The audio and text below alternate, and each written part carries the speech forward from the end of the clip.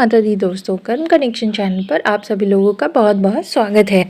नवरात्रि पर्व पर माता की आराधना के साथ ही व्रत, उपवास और पूजन का विशेष महत्व है। जिस प्रकार नवरात्रि के 9 दिन माँ दुर्गा के अलग अलग रूपों की पूजा की जाती है, उसी प्रकार इस 9 दिन में माता को प्रत्येक दिन के अनुसार भोग या प्रसाद भी अर्पित करने से देवी माँ सभी प्रकार की समस्याओं का नाश करती हैं। तो आइए हम जानते हैं कि माता रानी को कौन से दिन के अनुसार भोग लगाने पर क्या लाभ मिलता है और कौन सी समस्याएं दूर होती हैं।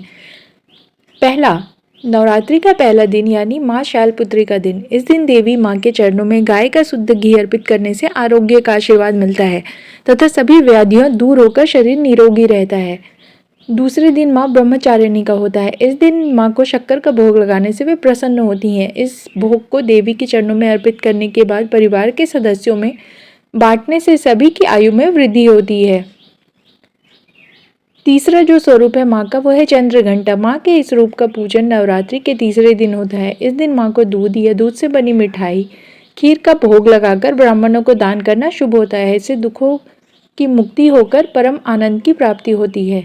माँ दुर्गा को नवरात्रि के चौथे दिन मालपुए का भोग लगाने से वे प्रसन्न होती हैं।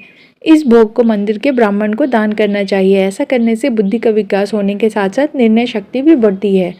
नवरात्रि का 5वां दिन यानी है माँ स्कंद माता का दिन। इस दिन माता जी को केले का नैवेद्य चढ़ाना बहुत उत्तम होता है। ऐसा करने से आपको उत्तम स्वास्थ्य और निरोगी काया की प्राप्ति होती है। नवरात्रि के 6वें दिन माँ को शहद का भोग लगाना बहुत ही अच्छा माना जाता है। इस दिन शहद का भोग लगाने से मनुष्य की आकर्षण शक्ति में वृद्धि होती है। नवरात्रि के 7वें दिन माँ को गुड़ का भोग लगाएं। 7वें नवरात्रि पर माँ को गुड़ का नैवेद्य चढ़ाने एवं उसे ब्राह्मण को दान करने से शोक से मुक्ति मिलती है एवं आकस्मिक आने वाले संकटों से भी रक्षा होती है। नवरात्रि के 8वें दिन माता रानी को नारियल का भोग लगाएं और नारियल का दान भी करें। इससे संतान संबंधी सभी परेशानियों से छुटकारा मिलता है और देवी माँ की कृपा प्राप्त होती है। नवरात्रि के 9वें दिन यानी कि अंतिम दिन तिल का भोग लगाकर ब्राह्मण को दान दे। इससे मृत्यु भय से राहत मिलती है, साथ ही अनहोनी होने की घटनाओं से भी बचाव रहता है। अब हम बात करते हैं माता को 9 दिनों में जो माता के 9 स्वरूप हैं उनको कौन से पुष्प चढ़ाएं जिनसे उनका आशीर्वाद हम प्राप्त कर पाए। तो पहले दिन की देवी हैं शैलपुत्री, जिनका प्रिय पुष्प है गुड़हल का पुष्प। दूसरे दिन की देवी हैं ब्रह्मचारिणी और जिनका प्रिय पुष्प है गुलदाउदी या फिर सेवंती। और तीसरे दिन है माँ चंद्रघंटा, जिनका प्रिय पुष्प है कमल। चौथे दिन है माँ कुष्मांडा, जिनका प्रिय पुष्प है चमेली। 5वें दिन की देवी है स्कंद माता, जिनके प्रिय पुष्प है पीले फूल। 6ठे दिन की देवी है माँ कात्यायनी, जिनका प्रिय पुष्प है गेंदा। 7वें दिन की जो देवी है माँ कालरात्रि, इनका प्रिय पुष्प है कृष्ण कमल। 8वें दिन की जो देवी है महागौरी, इनका प्रिय पुष्प है चमेली। 9वें दिन की देवी है माँ सिद्धिदात्री, जिनका प्रिय पुष्प है चंपा। शैलपुत्री से लेकर महागौरी तक नवरात्रि में कौन से रंग किस दिन पहने, आइए जानते हैं। पहले दिन जो होता है माँ शैलपुत्री का, माँ शैलपुत्री को पीला रंग अत्यंत ही प्रिय है।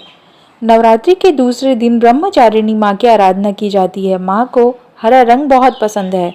तीसरे दिन माँ चंद्रघंटा के रूप में पूजी जाती है। माँ चंद्रघंटा को नारंगी रंग अत्यंत प्रिय है।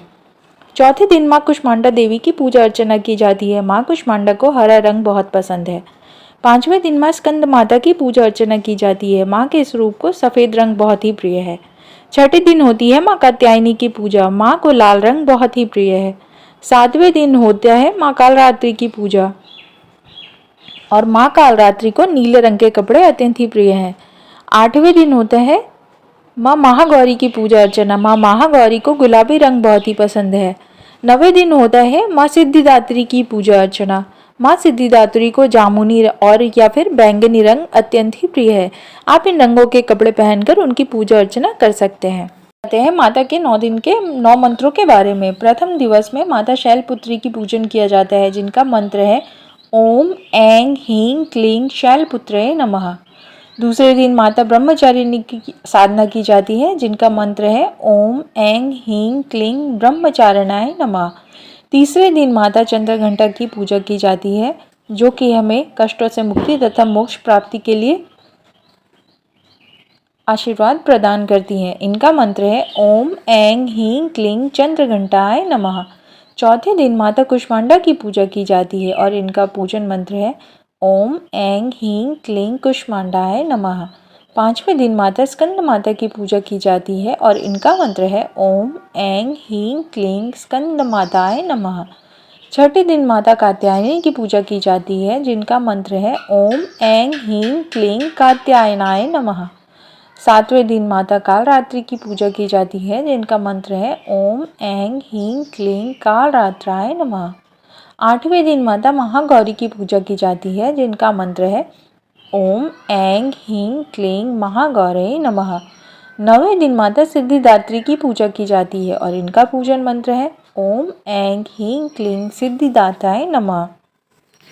आशा करती हूँ दोस्तों दी गई जानकारी आप लोगों को ज़रूर पसंद आई होगी। पसंद आई होगी तो कर्म कनेक्शन चैनल को लाइक कीजिए, शेयर कीजिए और सब्सक्राइब करना बिल्कुल भी ना भूलिए। धन्यवाद।